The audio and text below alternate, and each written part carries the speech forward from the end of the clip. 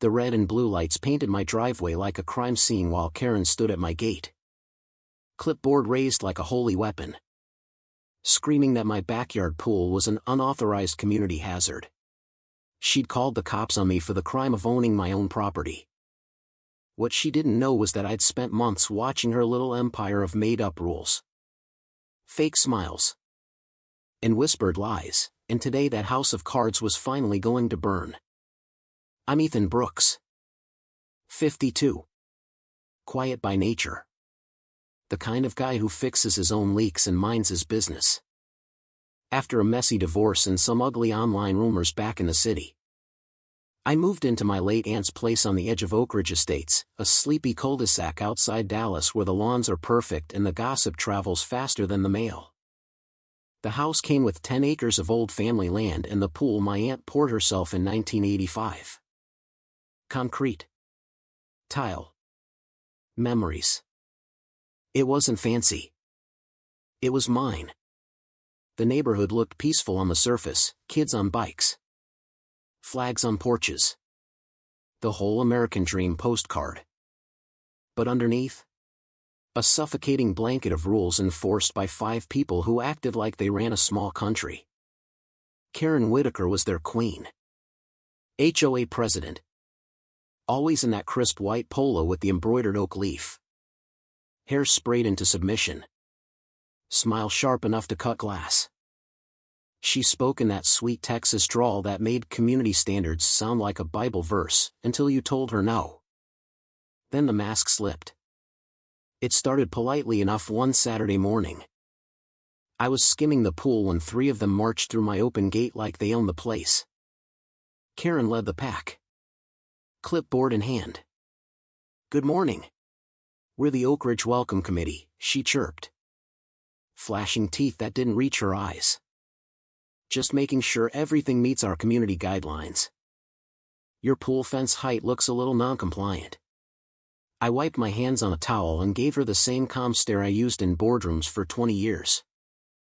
"Appreciate the visit. But this property isn't part of the HOA. Never has been. Deeds from '85. Your association formed in 2002. Her smile twitched like a glitch. "Oh. Honey. Everyone says that at first. But the covenants are very clear. Once you're in the subdivision, you're under our oversight. It protects everyone's property values." I pointed to the old survey stakes still visible along the fence line. "Ma'am, this parcel was never annexed. County records will back me up. I'd appreciate it if y'all respected the gate from now on." They left. But the looks they exchanged told me this wasn't over. It was just loading. The first letter arrived 3 days later. Official-looking envelope. Gold HOA crest. Notice of violation, non-compliant pool enclosure. Daily fines until inspected and approved. I laughed, dropped it in a folder, and kept swimming. Then the whispers started. At the mailboxes. Neighbors who used to wave suddenly found their phones fascinating. Someone accidentally left a printed HOA Facebook post on my windshield. Certain residents refusing safety inspections, hosting questionable gatherings. Think of the children. No names. But everyone knew who certain residents meant. I'm gay. Out. And single. In Karen's world. That apparently translated to threat to suburban decency. I stayed quiet. Smiled politely. Documented every lie. More letters came, fines stacking like Jenga blocks. $75 for fence color. $125 for unauthorized water feature, $200 for visual blight. They even cited the exact shade of my lounge chairs as disruptive to neighborhood harmony. I paid nothing. Instead, I scanned every notice, photographed my gate, and started a quiet little evidence file on my laptop. Karen's SUV began appearing daily. Parked just outside my property line. Engine running. Phone camera pointed my way. She'd wave if I looked over, like we were old friends, then go right back to filming. One evening I caught a drone humming over the trees. Red light blinking as it hovered above the pool. I waved at it. It jerked away like it had been slapped.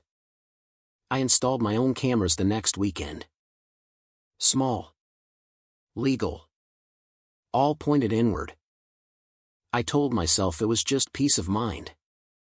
Deep down I knew I was preparing for war. The rumors got uglier. He's turning that pool into some kind of private club. Kids aren't safe anymore. We need to protect our community from his lifestyle. Karen never said it outright in public, she was too smart for that, but the poison spread through group chats and casual conversations at the community mailbox cluster. People I'd never met started crossing the street when they saw me. I kept my mouth shut and my cameras rolling. Patience is a hell of a weapon when the other side is addicted to control. Then came the morning everything snapped. I was drinking coffee on the back porch when I heard the metallic crunch of bolt cutters. Karen and 2 board members were at my pool gate in broad daylight. She was crouched in her perfect khakis. Sunglasses pushed up on her head. Face flushed with righteous fury as she snapped the lock clean off.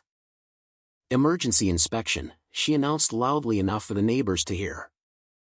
"We've had multiple complaints about safety violations.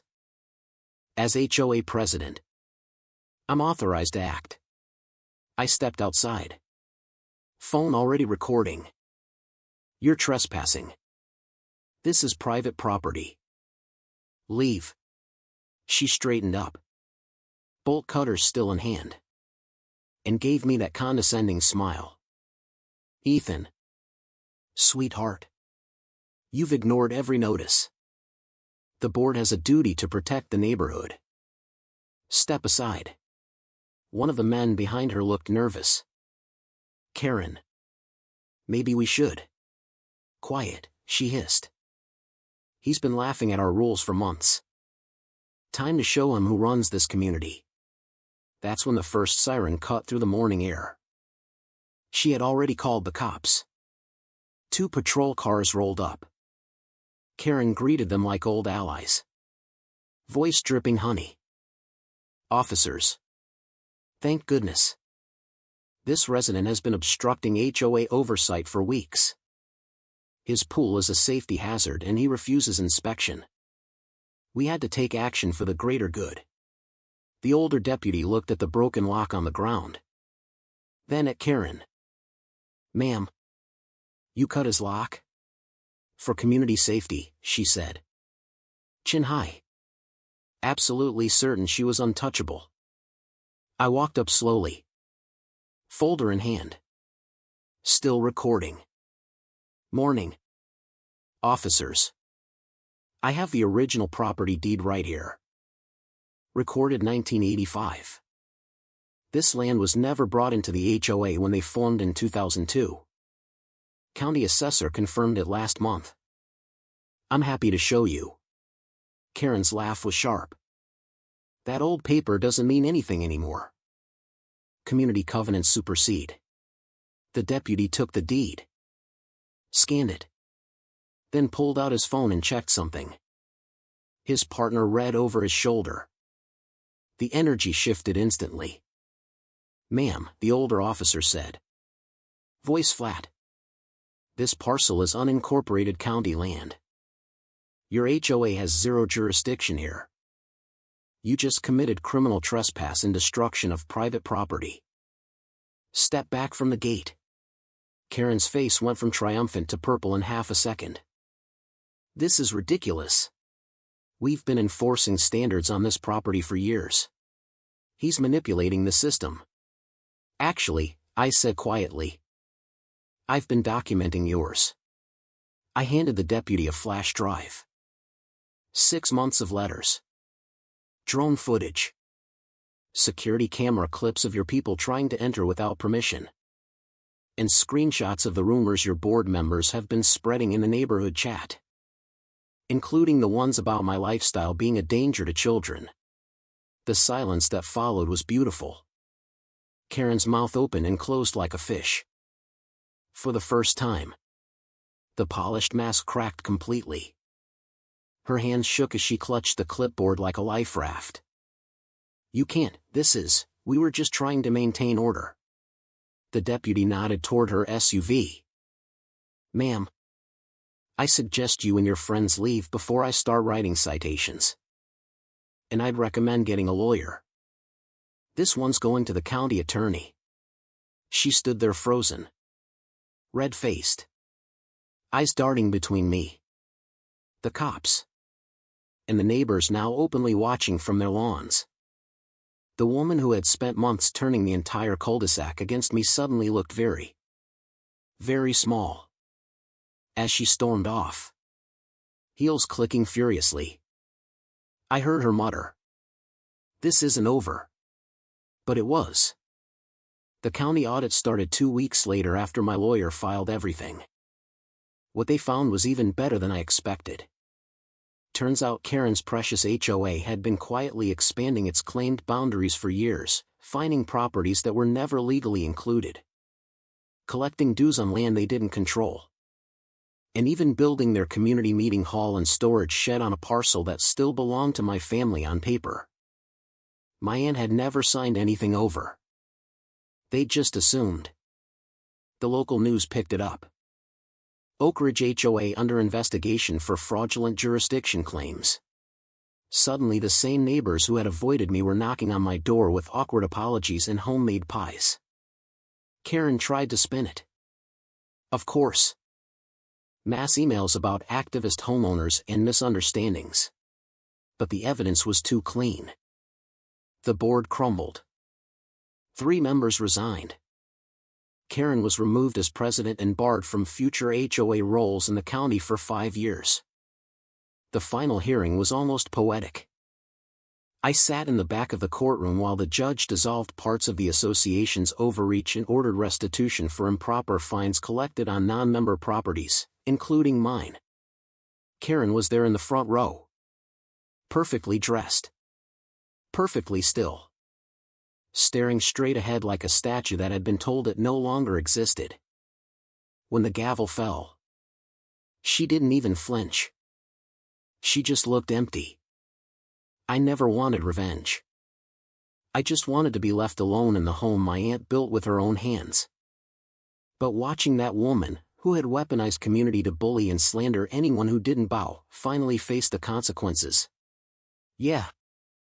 That felt like justice with a side of sweet irony. These days the pool is back to what it was always meant to be, a quiet place to swim at sunset. No drones. No letters. No whispers. Kids from the neighborhood come over on weekends now. Their parents actually wave when they drop them off. Sometimes I sit on the edge with my feet in the water and think about how close I came to letting fear win. How easy it would have been to pay the stupid fines. Change the stupid fence color. And let Karen keep her throne. But some things, some places, some memories, are worth protecting. So here's the question I want you to answer honestly in the comments.